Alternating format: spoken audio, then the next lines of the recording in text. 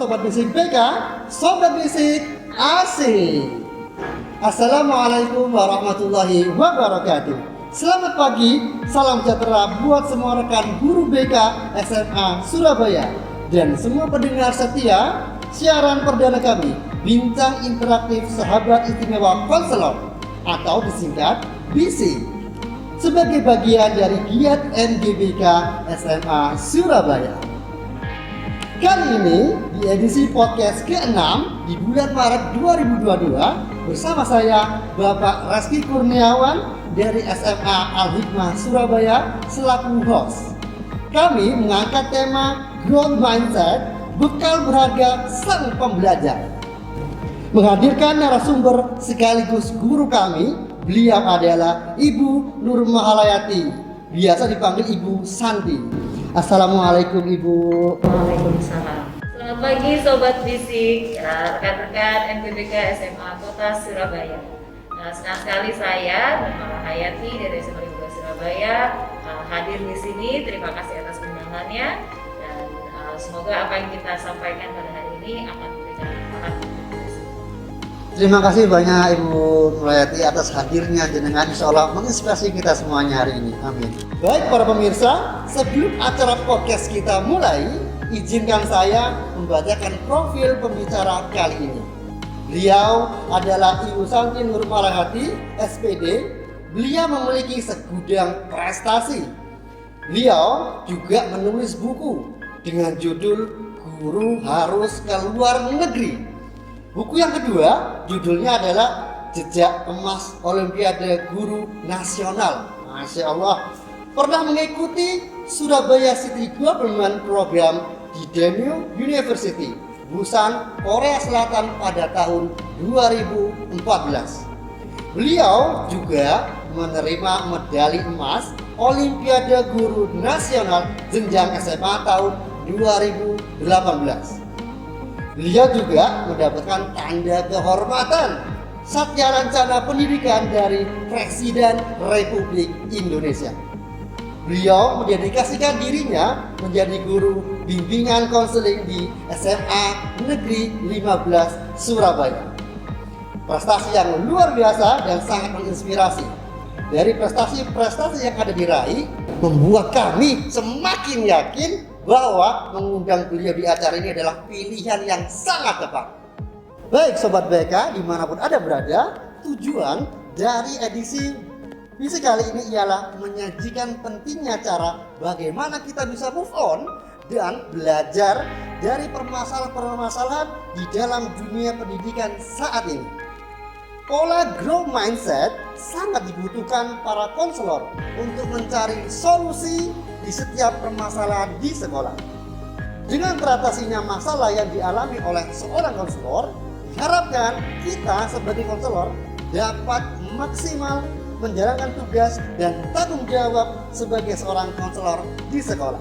Sobat Bisik dimanapun Anda berada, saatnya ini yang kita tunggu-tunggu, yaitu berbincang-bincang asik bersama narasumber.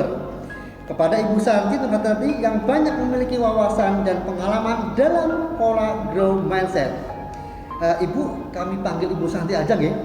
Alhamdulillah.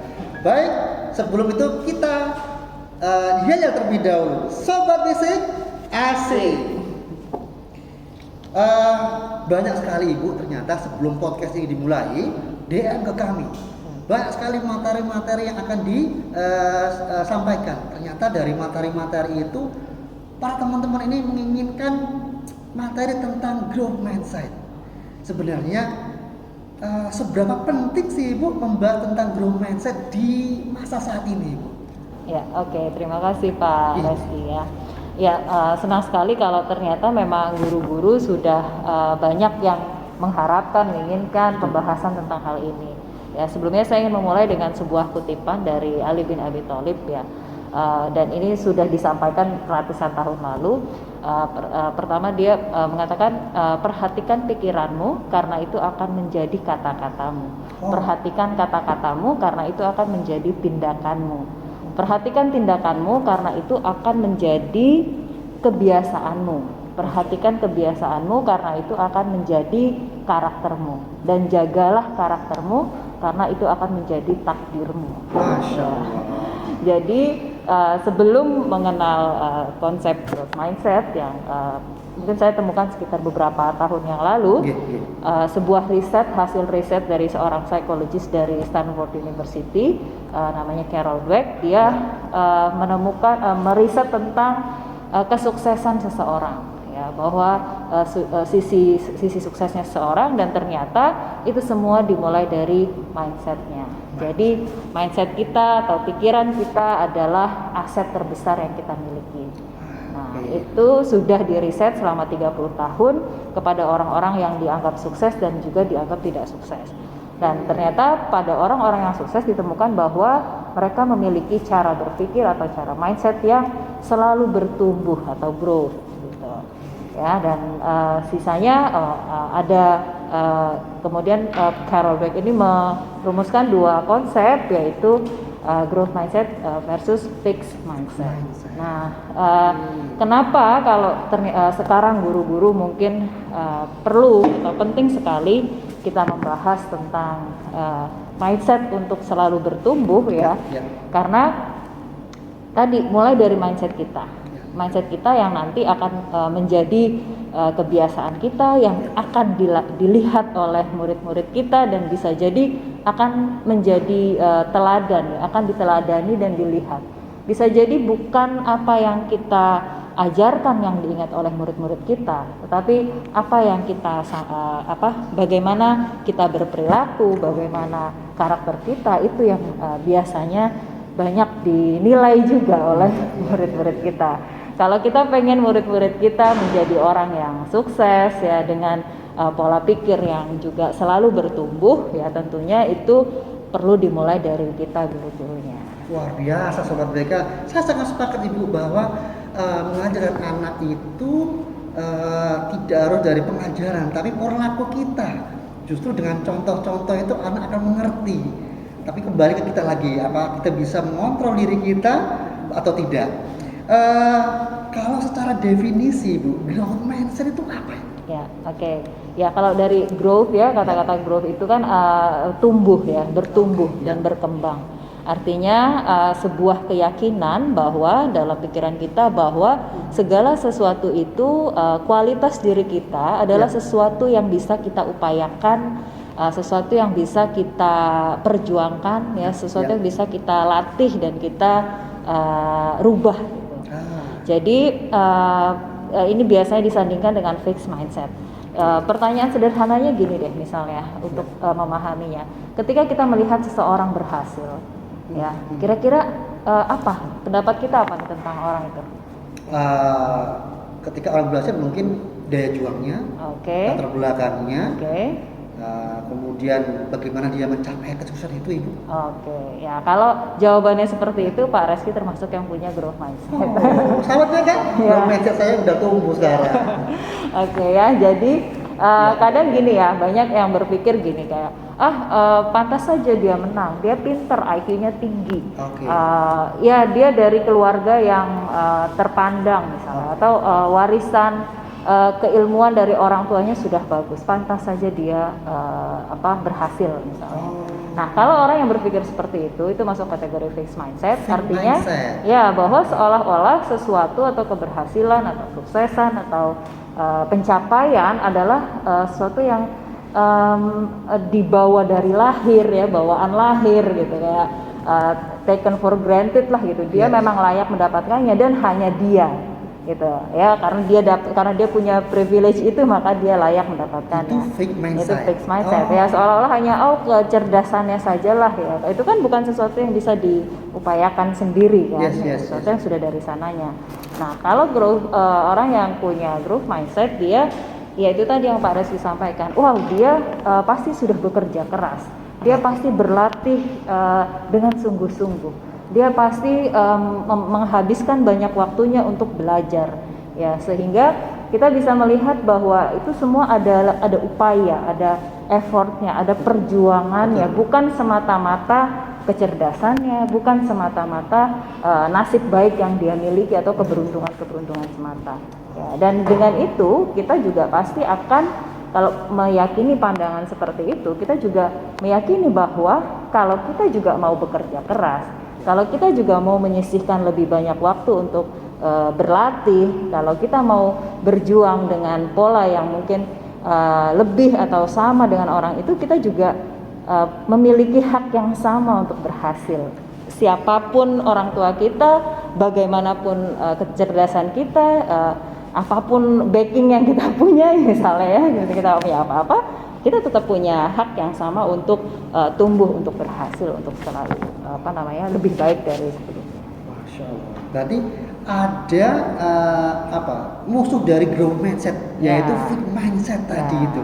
Ya. Oh, kalau fixed mindset berarti orang-orang atau anak-anak yang merasa hopeless, merasa tidak bisa move on. Oh, berarti dia juara karena mungkin bapaknya kepala sekolah, ibunya kepala sekolah, seperti itu Bapak Ibu. Ya. Oke, luar biasa. Berarti untuk membedakan batasan-batasan antara wah ini saya ini growth mindset nih, oh saya ini fixed mindset itu bagaimana ya Pak? Membedakan antara growth mindset sama fixed mindset. Ya. Oke, jadi gini ya, sebenarnya kalau dari risetnya Carol Dweck sendiri, beliau menyampaikan bahwa sebenarnya bukan dikotomi, bahwa misalnya kalau dia nggak growth berarti fix, gitu. Nggak selalu ya. Jadi bisa jadi pada hal-hal tertentu kita growth, misalnya pada hal karir kita growth-nya tinggi gitu ya, tapi pada misalnya pola asuh anak ternyata fix banget, gitu. Itu sangat bisa terjadi ya. Artinya kita bisa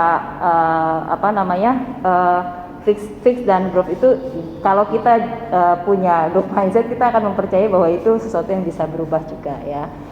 Ada level mungkin pada sisi ini kita kadang-kadang fix gitu, tapi kita juga punya kekuatan untuk menjadikannya growth gitu ya, terus berkembang. Langkah-langkah apa sih Bu agar kita ini selalu growth mindset? Biar nggak ke fixed mindset nih. Ya. Kita harus terus standby di growth mindset. Apa langkah-langkah, tips-tips agar kita selalu growth mindset? Ya.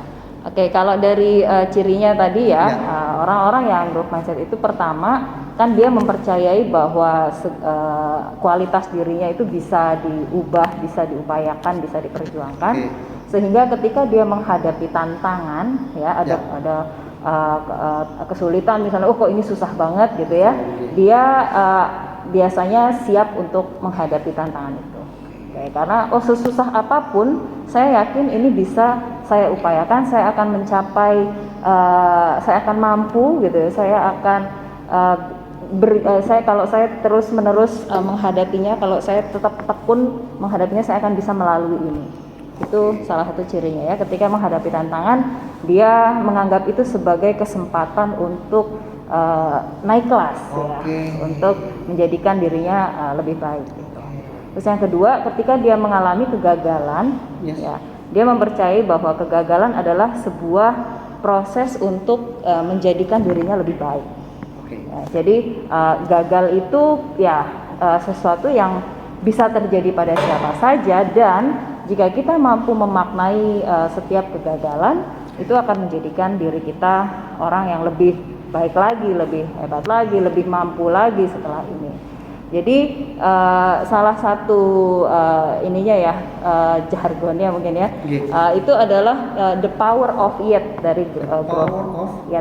Yet artinya bukan tidak, kita jangan pernah mengatakan tidak atau gagal, tetapi belum atau nyaris atau hampir berhasil.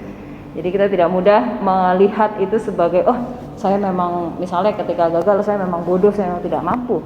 Tidak, tapi kalau orang yang growth mindset, dia akan melihat bahwa saya memang belum berhasil saat ini.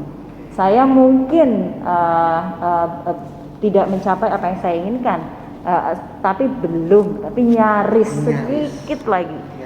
Kalau saya masih mau mengupayakan, kalau saya tidak berhenti, kalau saya tidak menyerah, saya mungkin akan menemukan keberhasilannya di depan sana. Jadi lawannya the power of yet itu tyranny of now gitu. Jadi bahwa kayaknya sesuatu tuh harus sekarang gitu. Harus rewardnya harus dibayar saat ini juga. Ya, atau kita ininya sekarang generasi instan gitu ya, membahasakannya. Jadi lawannya, kalau orang yang growth mindset itu dia siap dengan sebuah mimpi besar, sebuah tujuan besar di depan sana, sehingga kegagalan atau kesulitan itu adalah sebuah proses jalan menuju tujuan yang lebih besar. Nah, kalau orang yang fix itu umumnya dia akan melihat apa yang terjadi, apa yang dilihat sekarang ya sebagai sebuah takdir yang tidak bisa diubah gitu. Seolah-olah oh kalau aku bodoh ya memang bodoh ya, terus-terusan bodoh misalnya. Oh kalau aku nggak dapat nilai 100 itu tandanya aku memang tidak layak gitu. Oh kalau aku nggak dapat hasil saat ini juga aku nggak berhasil gitu. Nah ini kan yang banyak akhirnya dengan pola pikir seperti itu ya membuat banyak orang yang berspekulasi atau kemudian mengambil jalan pintas untuk misalnya berbuat curang gitu ya, nyontek aja lah gitu, karena orientasinya adalah dalam misalnya belajar hanya untuk mendapatkan nilai ulangan saat ini yang bagus gitu, bukan melihat bahwa misalnya ulangan ini adalah kesempatan dia untuk melihat kemampuan dia, apakah sudah baik atau kurang baik. Kalau kurang baik kan bisa saya perbaiki di yang berikutnya gitu. Jadi kalau growth itu dia lebih punya tujuan besar sehingga menganggap setiap kegagalan proses yang dilalui ya itu perjalanan menuju tangga-tangga yang lebih tinggi. Masya Allah, luar biasa. Misalnya artinya orang yang punya growth mindset ketika ada permasalahan tidak dianggap sebagai beban. Justru itu adalah tangga awal dia untuk naik ke depan lebih baik lagi. Oke, sebaliknya kalau fixed mindset ketika ada permasalahan, tantangan sudah selesai. Ya. Oke, luar biasa.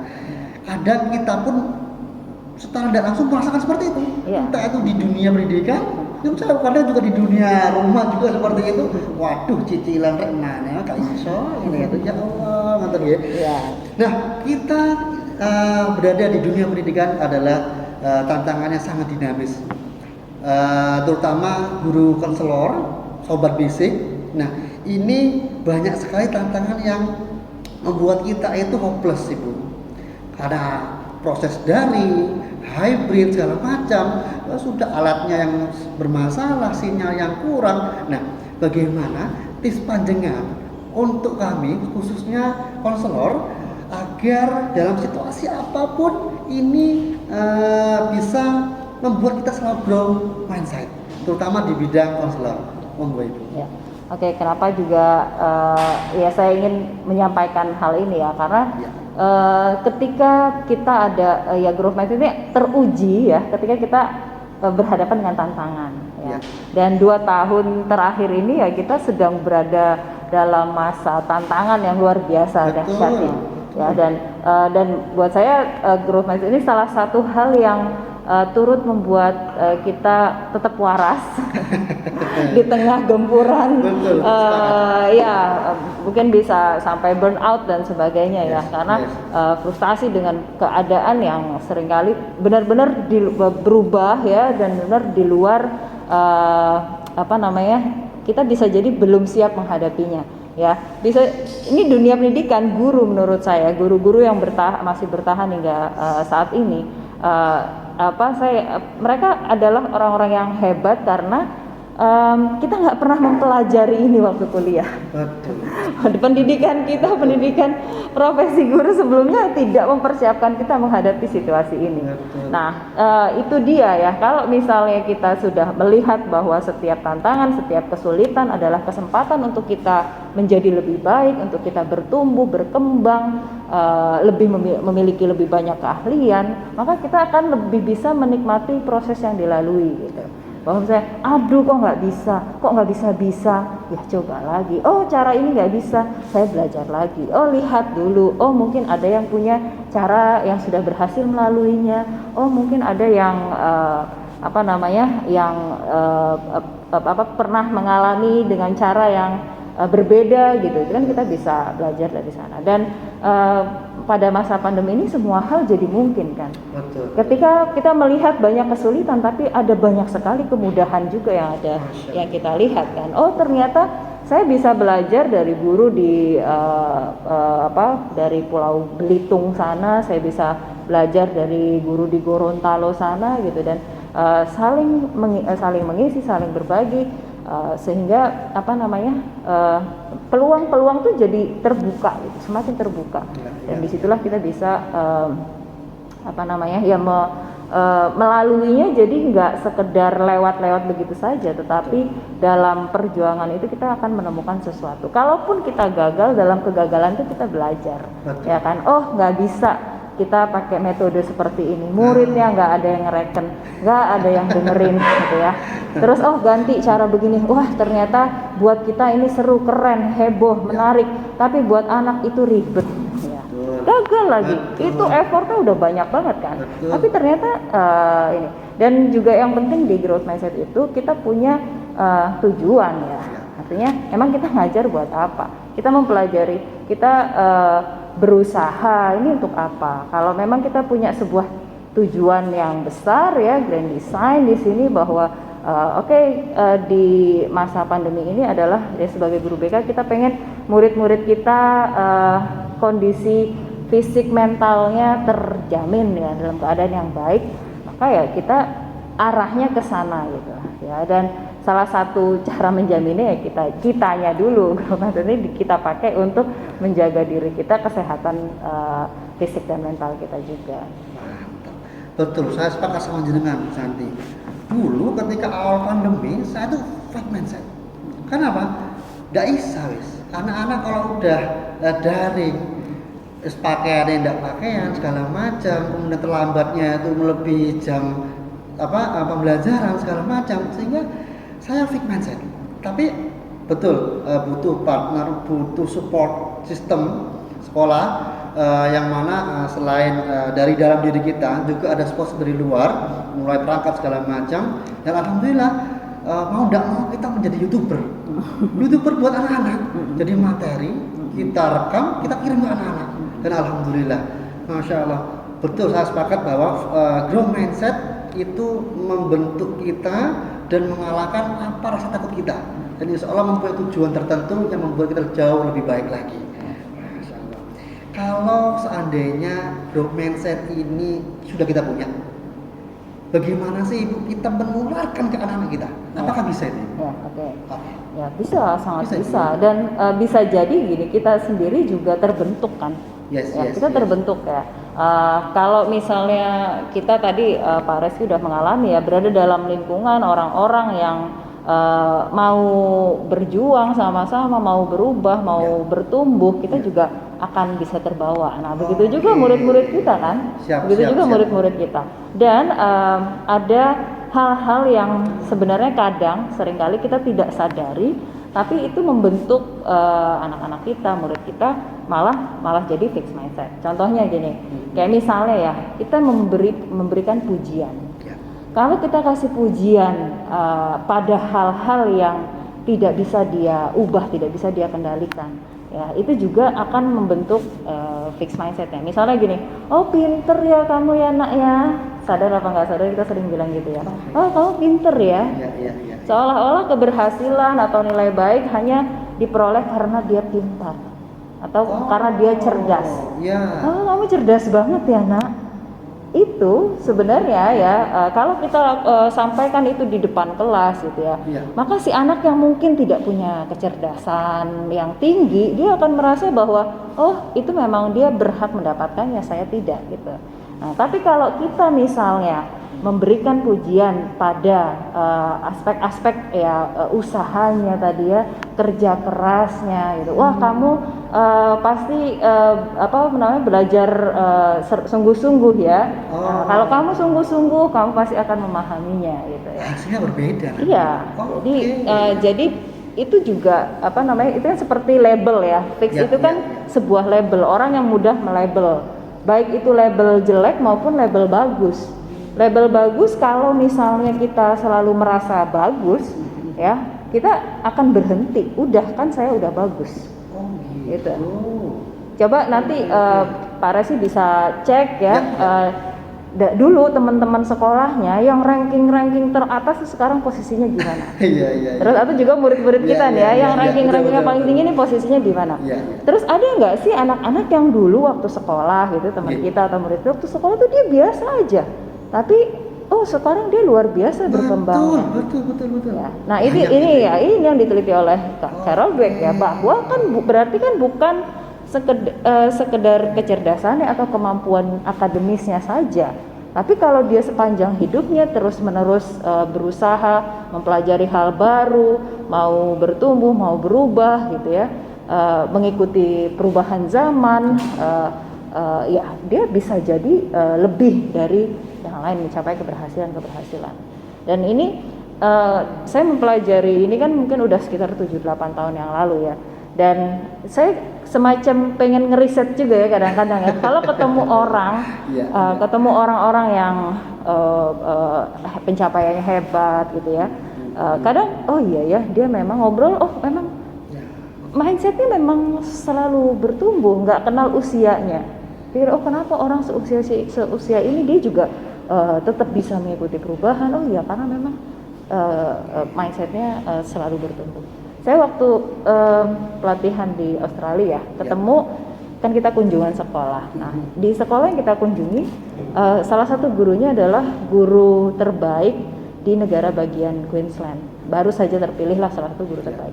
Dan itu adalah guru yang sangat senior, sangat senior. Yang buat kita nih kalau di kita kan umumnya bilang, iya pantas kamu berhasil karena kamu masih muda gitu. Seolah-olah keberhasilan itu karena masih muda. Gitu. Nah, terus saya ketemu dia sudah sangat senior, tapi dia bisa menjadi guru terbaik gitu. Dan jawabannya sama, dia bilang ya karena growth mindset. Gitu. Ini bukan tentang kemampuan, bukan sekedar pengalaman, tetapi apakah Anda mau terus bertumbuh atau tidak. Jadi usia pun ya kalau tua itu pasti ya, tapi renta itu pilihan. Memilih untuk tetap bisa mengikuti perubahan dan perkembangan zaman. Ya, dan ini murid-murid kita ini sekarang ada hidup di zaman yang perubahannya sangat cepat. Betul. Dan serba tidak pasti. Gitu. Dan mereka kalau tidak punya resiliensi ya, tidak punya ketahanan ya, ketahan malangan itu mereka pasti nggak akan bisa, pasti akan lebih mudah down ya, jatuh ya. Isu mental health kan ya sangat rentan ya di generasi ini ya. Dan menurut saya growth mindset ini membantu juga membangun resiliensi kita terhadap segala kesulitan. Berarti ketika anak-anak sudah mendapatkan growth mindset, otomatis anak-anak kita ini yang punya masalah segala macam pasti pelan tapi pasti bisa mencapai titik jalan keluar setiap permasalahannya. Saya sepakat sama jenengan bahwa memang labeling positif belum tentu positif. Lihat bagaimana labelingnya. Kalau seandainya labelingnya itu diproses, insya Allah masuk growth mindset. Tapi kalau labeling positif itu labeling di sesuatu yang tidak bisa dikendalikan itu bisa menjadi fake mindset. Ya. Oke. Wah, bahaya. Padahal ujian itu kan positif. Tapi kalau ujian itu nggak tepat, bahaya. Ya. Jadi kita nih paling mudah nih mengukurnya ini untuk guru ya, guru kita. Iya. Misalnya ya kalau ketemu guru, saya sendiri sudah 12 tahun jadi guru. Ya. Ada satu pertanyaan yang menggugah ya buat saya ketika ditanya, pengalaman Anda berapa tahun? 12 tahun. Oke. Ini adalah 12 tahun pengalaman sebagai guru atau 12 kali pengalaman 1 tahun pengalaman guru. Maksudnya 12 kali. Jadi cuma mengulang 12 kali dari 1 tahun pengalaman kita gitu. Jadi pengalamannya dia belajarnya cuma setahun pertama dan selanjutnya tahun-tahun berikutnya hanya mengikuti apa yang sudah dijalani di tahun pertama. Sehingga ya ini paling mudah adalah ini kalau guru BK kan RPL ya. Kalau masih pakai RPL 10 tahun yang lalu. Ya berarti padahal muridnya sudah sangat berubah, sudah sangat berbeda. Ya artinya masih ketinggalan ini mindsetnya di 10 tahun yang lalu gitu. Jadi kalau di sini kan banyak guru-guru yang masih muda atau perjalanannya masih panjang. bagaimana dari tahun ke tahun yang kita lalui itu juga terus bertumbuh, ada proses yang lebih baik dari diri kita, baik itu dalam cara kita berhadapan dengan murid, dalam cara kita menyikapi sebuah persoalan, dalam memberikan layanan-layanan yang lebih baik gitu, dan yang lebih sesuai dengan perubahan zaman. Nah, itu yang intinya kenapa seorang guru selain untuk mengajarkan ke anaknya, tapi juga untuk perkembangan dirinya. Itu yang terkadang kami itu berpatok sama rel yang sudah dibentuk gitu. Sehingga kita mau mau grow mindset itu kadang-kadang pakai RPL ini aja sudah, padahal itu terbelakang. Justru itu memaksa kita secara tidak langsung kita juga menarik anak-anak di masa lalu. Sebenarnya gitu Bu Ge. Kalau bisa dikatakan seperti itu Ge. Dan cepat atau lambat pasti akan ditinggalkan oleh muridnya. Nggak asik, nggak update, nggak cocok. Saya sampai sekarang beruntung ada Bu Yuni, ini guru yang masih muda ya. Saya saya memberikan kesempatan anak-anak memperkenalkan diri dengan bahasa mereka sendiri. Silakan bebas gitu ya. Nah, saya baca itu banyak yang saya tidak paham. Gitu. Iya, bahasanya. Saya masih milenial ya, nggak sepuh-sepuh amat ya. Saya sampai tanya ke Bu Yuni, ini maksudnya apa? Oh itu dia fandom K-pop yang begini-begini. Oh gitu ya. Oh dia ini tuh artinya apa? Oh itu game online yang Free Fire. Oh EPEP itu ini tuh ya. Jadi betapa ya kalau kita masih dengan materi yang 10-15 tahun yang lalu, kita nggak akan bisa diterima, atau ya mereka cuma sekedar menerima kita sebagai ya orang yang menyampaikan materi dan kita tidak akan memiliki power ya, kekuatan untuk mempengaruhi mereka. Dan menurut saya itu kerugian kita. Bisa-bisa belasan tahun, puluhan tahun pengalaman tidak menyisakan warisan apa-apa dalam pertumbuhan murid-murid kita. Dan anak kita berkembang, kita nggak berkembang, stagnan di sana. Betul, saya sepakat. Ada beberapa anak-anak ketika saya sekolah kami itu survei bakatnya anak-anak. Harapan kami kan standar bisa mengaji, kemudian bisa qori, kemudian hafal sekian juz segala macam. Ternyata ketika di video feedback ke kami luar biasa, editor games. Apa editor games ini?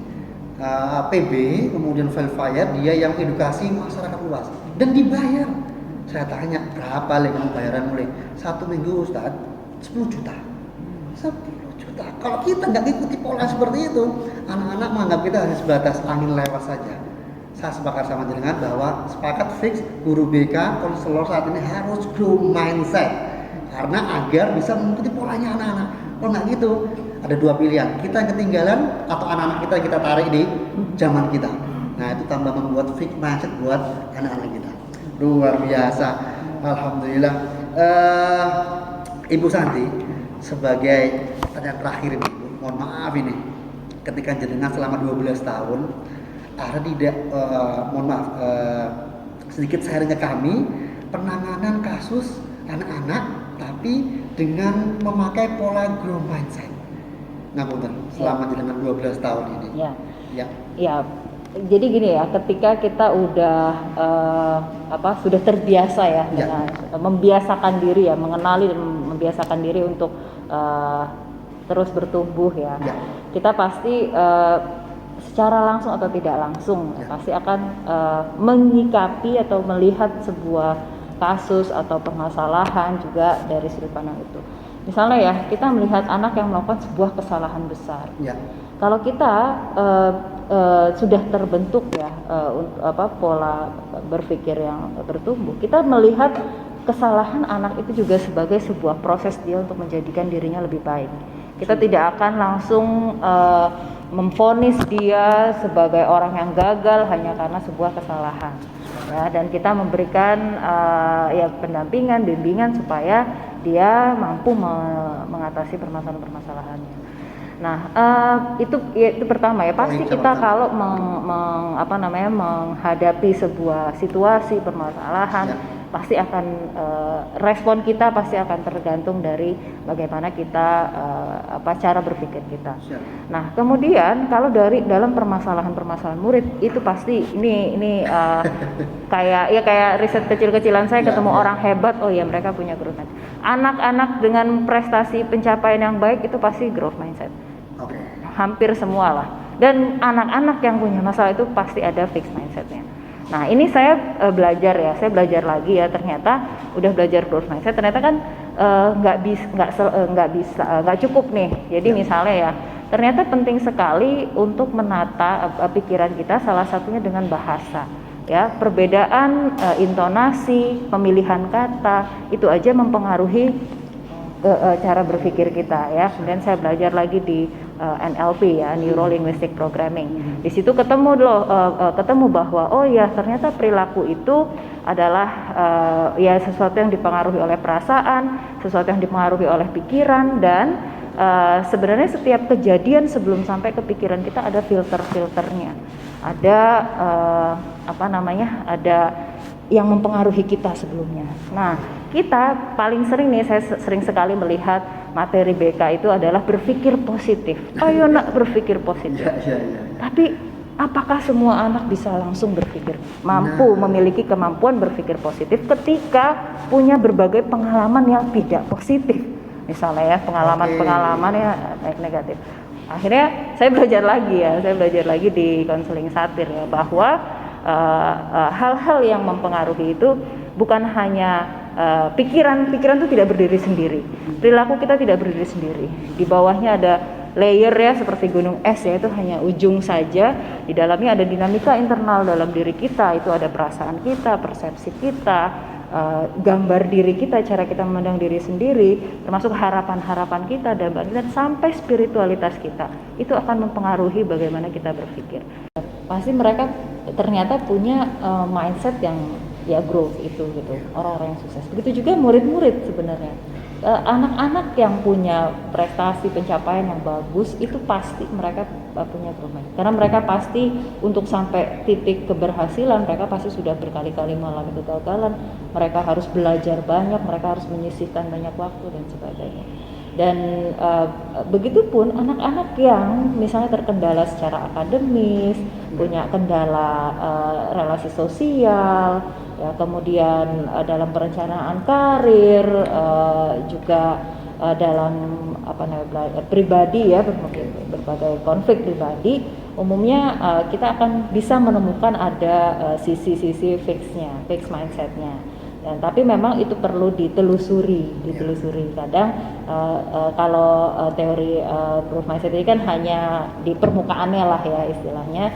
Nah, bagaimana kita menggali apa yang ada di dalamnya, bahwa di balik fixed mindset itu ternyata mungkin ada persepsi yang salah, pengalaman yang membuat perasaannya menjadi ke-trigger pada sesuatu hal, kemudian juga punya gambar diri yang sudah terlanjur negatif misalnya, atau bahkan ya tadi ya sampai unsur spiritualitasnya ya, atau ada banyak harapan-harapan dia yang belum tersampaikan, sehingga kita di luarnya yang tampak adalah perilaku yang terlihat adalah dia seperti punya fixed mindset. Tapi kalau kita telusuri dalam proses konseling ya, bisa menggunakan pendekatan apapun. Kalau saya nyambungnya ini kalau growth mindset ini dengan pendekatan konseling bisa realita atau ke kalau saya pakai konseling satir itu ya. Jadi bisa menemukan gitu bahwa di mana kalau kita mau ngebenerin dari fix ke growth ya, ketemu dulu nih di mana macetnya ya, membantu mereka mengenali trigger-triggernya ya, sehingga bisa merespon kejadian dengan lebih bertumbuh ya, lebih siap menghadapi tantangan.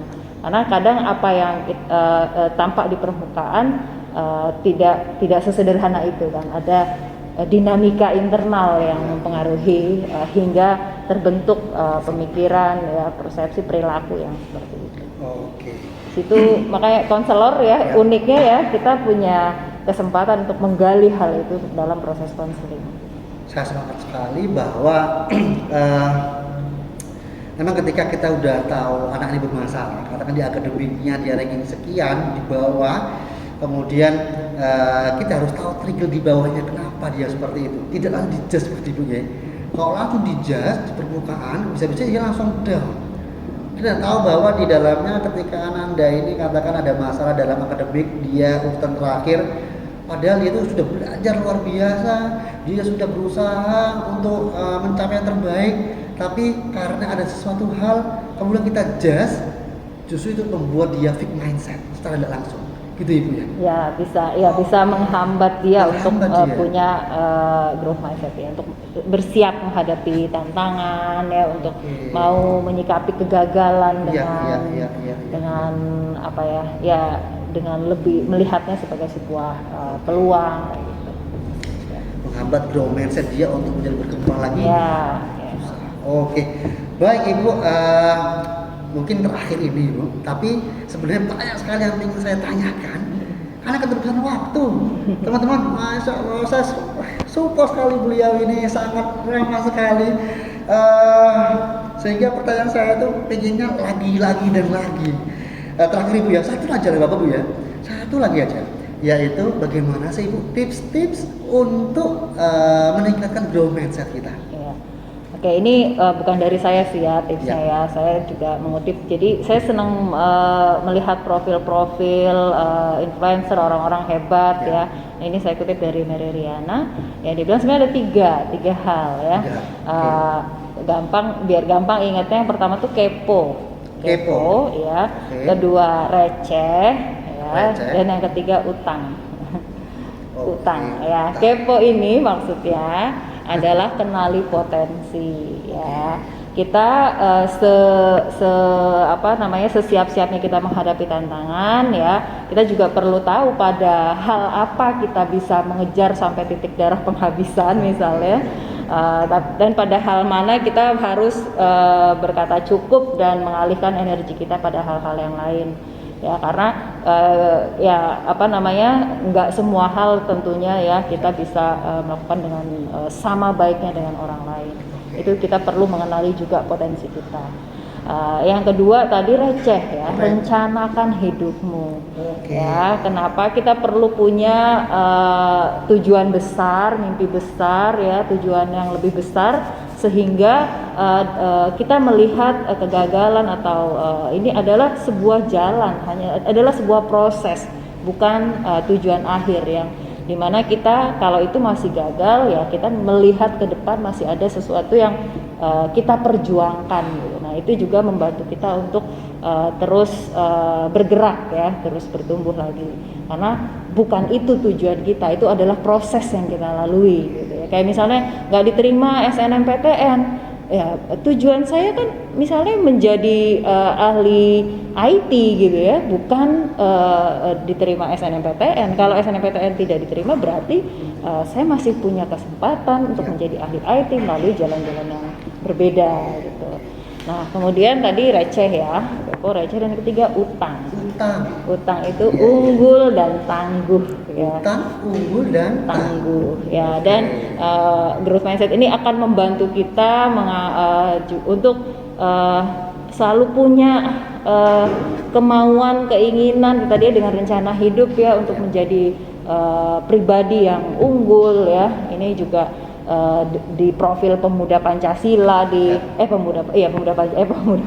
pelajar Pancasila ya, di kurikulum Merdeka ya, di semua transformasi pendidikan kita ini mengindikasikan supaya kita mampu mencetak generasi muda yang unggul dan tangguh, dan salah satunya growth mindset ini membantu kita untuk selalu menjadi pribadi yang unggul dan tangguh dengan siap menghadapi apapun tantangannya. Wah, luar biasa istilah-istilahnya tuh, luar biasa. Yang pertama tadi tipsnya adalah kepo, kenali potensi. Yang kedua adalah receh, rencanakan kehidupan. Kemudian terakhir tadi apa itu? Utang. Unggul dan tangguh. Masya Allah. Kalau udah tiga ini di dalam diri kita, apapun masalahnya, insya Allah kita akan bisa menghadapi itu. Ingat tiga, kepo, Receh, receh, dan utang. utang. Baik, terima kasih banyak Ibu, Masya Allah. Karena waktu yang begitu mepet, sebenarnya banyak sekali pertanyaan yang ingin kami tanyakan. Karena waktunya begitu mepet juga. Untuk itu, mohon maaf ini akan ada beberapa closing statement buat teman-teman BK semuanya, sahabat bisik, agar lebih mantap lagi Ibu, agar lebih menggugah semangat buat sobat bisik BK. Monggo silakan Ibu, closing statementnya buat teman-teman kita. Ya, oke. Tadi saya membuka dengan sebuah kutipan dan saya tutup juga dengan sebuah kutipan bahwa segala sesuatu itu terjadi dua kali. Yang pertama terjadi di pikiran kita dan yang kedua terjadi di dunia nyata. Jadi apa yang terjadi ya dimulai dari bagaimana kita berpikir, bagaimana kita memikirkannya, mendesainnya itu dalam pikiran kita, sehingga mindset kita atau pikiran kita adalah aset terbesar yang kita miliki, sehingga tidak ada ruginya, tidak ada salahnya jika kita banyak berinvestasi, apalagi sebagai seorang pendidik, orang-orang yang berhadapan dengan orang-orang ya, untuk berinvestasi di pikiran kita. Jadi belajar untuk mempelajari growth mindset, mempraktekkannya, menerapkannya dalam kehidupan kita adalah sebuah investasi besar untuk mewujudkan hal-hal besar dalam hidup kita. Itu saja. Terima kasih. Alhamdulillah, berakhir sudah bincang interaksi sahabat istimewa konselor atau BISIK NGBK SMA Surabaya. Terima kasih kepada Ibu Santi, matur nuwun sangat ibunya. Alhamdulillah, berakhir juga acara hari ini, semoga penuh dengan manfaat dan keberkahan. Nantikan edisi BISIK kami di bulan April 2022. Dan jangan lupa follow IG kami di @mgbk SMA Surabaya dan channel YouTube kami MGBK SMA Surabaya. Kepoin terus ya guys, karena tentu akan banyak sharing ilmu bermanfaat lainnya. Kalau narasumber menutup dengan closing statementnya, izinkan saya menutup acara ini dengan pantun. Tetangga saya namanya Pak Jali, kerjanya buat terasi. Guys, hidup itu hanya satu kali. Kalau ada masalah, jangan dibuat depresi. Insya Allah pasti ada solusi. Sobat Bisik, asik. MGBK SMA Surabaya. Gerak bersama, maju bersama.